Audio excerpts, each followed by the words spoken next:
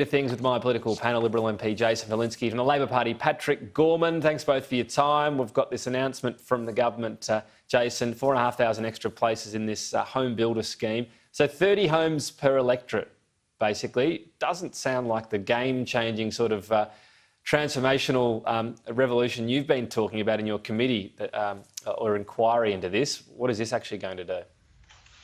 Mate, it just all adds up. I mean, at the end of the day, 30 houses here, 30 houses there, that's 30 more Australians that are in a home that they own, that they can afford, that they can build wealth, intergenerational wealth if you want, start a family, be part of the community, be part of the great Australian dream that is what this country's about. So it's great news from that point of view.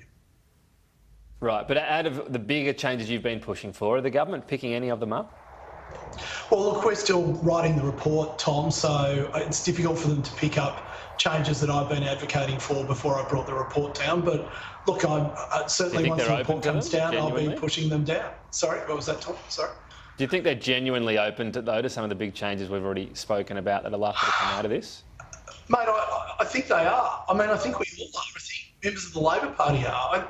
I think generally everyone who's involved in public life understands that we have reached a turning point in Australia where, despite having more land than any other continent in the world, having the highest average weekly earnings, housing in Australia is more unaffordable than virtually any other place in the world, and that this is due to government failure, government regulatory failure. And therefore, I think everyone knows that we are, if we don't actually undertake fundamental reform of the housing market in the next couple of years, it might be lost. We'll bookmark that, so you've got confidence. We'll return to that. Well, no, I never have confidence, but I'm going to work hard. All right. It seems to be ebbing away already. Patrick, Labor took some big, bold changes to the last election that it said would help housing affordability. Are you going to take a bold plan, some sort of plan this time? We've outlined our plan to tackle the biggest pressures in housing affordability, which is in low income and social housing. Our Shadow Minister, Jason Clare, outlined that plan, a $10 billion fund, where the dividends from that fund will go to an ongoing build. Because one of the real pressures I see in my electorate is that we're not seeing that ongoing investment in social housing from the Commonwealth. The Prime Minister's announcement today, good on him, whatever.